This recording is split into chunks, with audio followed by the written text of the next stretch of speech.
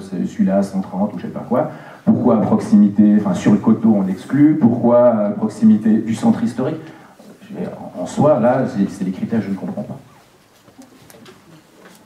Donc je crois que c'est aussi le point de vue de les gens en Europe, parce que la ville historique a des églises, par exemple.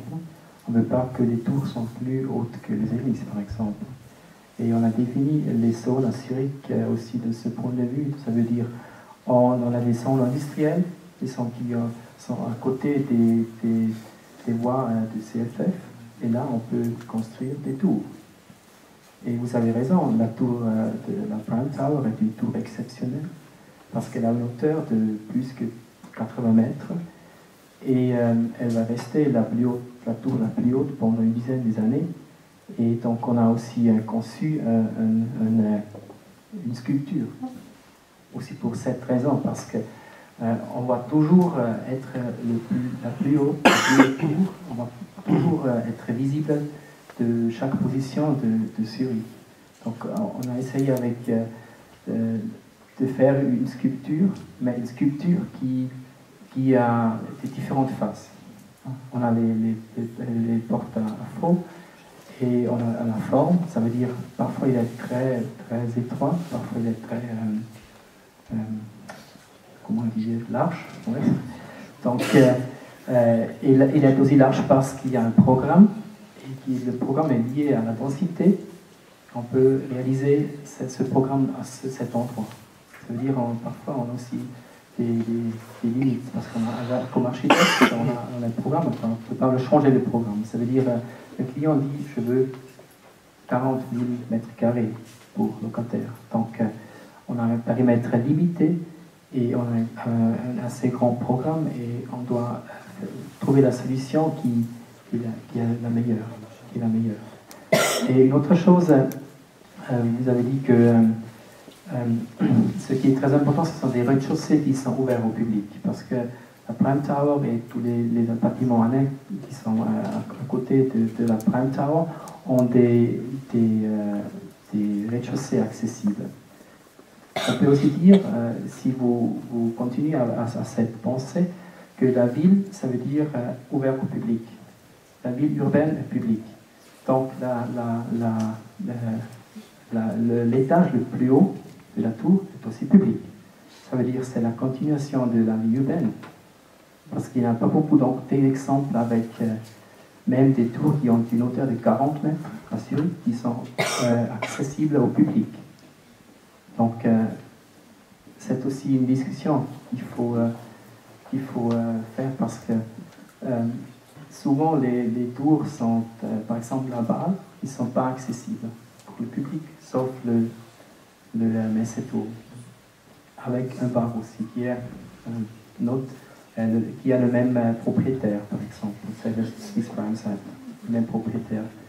Donc tous les autres tours à bas ne sont pas accessibles au public. Ils sont fermés, ce sont des zones industrielles, ils ne sont pas ouverts au public.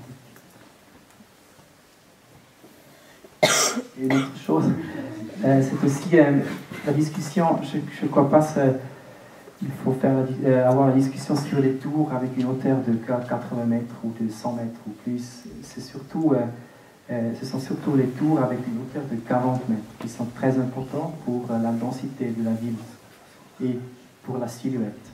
Parce qu'on ne veut pas, en Europe, on ne veut pas une silhouette comme à Hong Kong avec les tours de 100 mètres. On veut une silhouette avec une hauteur, par exemple, de 40 mètres. Et ça, c'est plus important pour toute la discussion de la densité. Parce que c'est ça le potentiel pour avoir plus de densité dans des villes.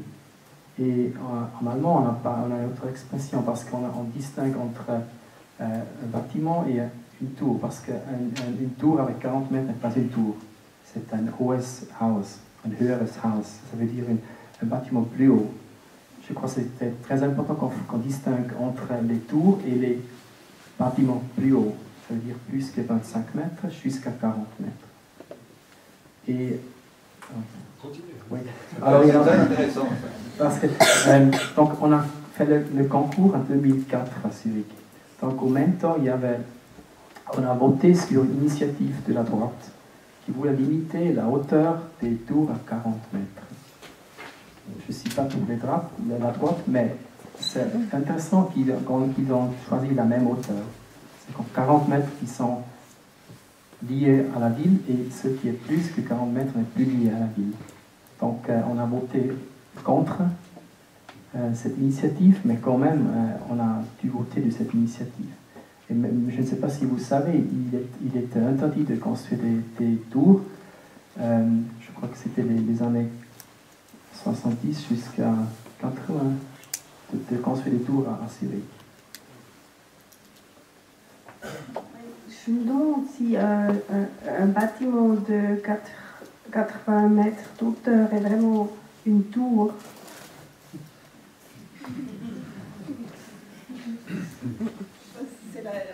Oui, c'est toujours le contexte, parce que vous êtes à Hong Kong, vous faites pas une tour, non, c'est la ville qui a une hauteur de 100 mètres. Et si vous êtes à Zurich, ou à Lausanne, ou à Genève, c'est une tour. Mais je pense qu'on ne devrait pas nécessairement opposer Zurich et Hong Kong. On devrait passer par des phases intermédiaires, par exemple Rotterdam ou Vancouver, qui sont des villes, on peut dire, qui ont réussi à construire une sorte d'urbanisme de tours à visage humain, c'est-à-dire, et elles sont réputées finalement pour ça. Voilà, la seule chose que je pourrais rajouter à ce que vous avez dit, à la dimension que vous avez développée, c'est qu'il est évident qu'à chaque fois qu'on parle des tours, on oppose finalement la fonction et peut-être le symbole. Et il y a toujours une sorte de conflit entre la fonction et le symbole quand on en vient à la tour. Et bon, par exemple, Rem Koolhaas, dans le meilleur travail, à mon avis, théorique qu'il a jamais fait, qui est New York les Lire, il prend parti pour vous dire qu'une tour, avant tout, c'est un objet symbolique. Je ne veux pas prendre parti à mon tour pour cette thèse, mais on pourrait se demander si une tour peut être fonctionnelle. C'est-à-dire si le fonctionnalisme, finalement, peut faire de la tour son objet. Et est-ce qu'on peut très bien avoir une barre 100% fonctionnelle, c'est-à-dire qui répond absolument à un programme et où le fait de répondre à un besoin prime sur tout. Est-ce que cela est possible avec une tour? Est-ce que quand on rentre finalement dans le domaine de la tour, on est obligé finalement de négocier avec cette dimension, on peut dire spectaculaire? Et voilà, ça c'est une question à Stéphane, mais peut-être aussi à qui la veut, qui veut prendre cette question. Je pense quand Roland Barthes a écrit cet essai, je recommande à lire, c'était à 64. C'était vraiment le temps quand on a construit beaucoup des bâtiments hauts. Et c'était un temps quand la critique de ces bâtiments a commencé. Et c'est un texte qui adresse la fonction rêveuse et symbolique. Et je pense que c'est très intéressant qu'il a inclus cette dimension dans l'interprétation des bâtiments plus hauts. Moi, je pense que oui, il faut cette dimension spectaculaire, même si, comme dans tout, en architecture, ça doit dialoguer avec de la ville, donc avec de la banalité. La question, c'est comment est-ce qu'on raccorde le spectaculaire au banal. Objectivement, celui qui se construit une tour et qui ne pense pas qu'en haut, on aura une super vue, on se demande pourquoi il construit la tour et pourquoi il met cette énergie, cet argent pour construire une tour. Donc c'est fondamental. Je pense que dans la construction même d'une tour, il y a bien ce côté spectaculaire, et plus on est en haut, plus c'est spectaculaire, parce que c'est là qu'on voit le mieux et c'est là qu'on est le plus vu. Et puis il y a ce problème d'accroche à la ville où on doit se raccrocher à la banalité. Donc ça c'est évident. Moi je pense que au-delà de la question de l'affectation pure, je ne pense pas qu'il suffise de mettre dans un socle, entre guillemets banal de tour, les mêmes fonctions qu'il y a en haut pour dire bon ben voilà c'est affecté.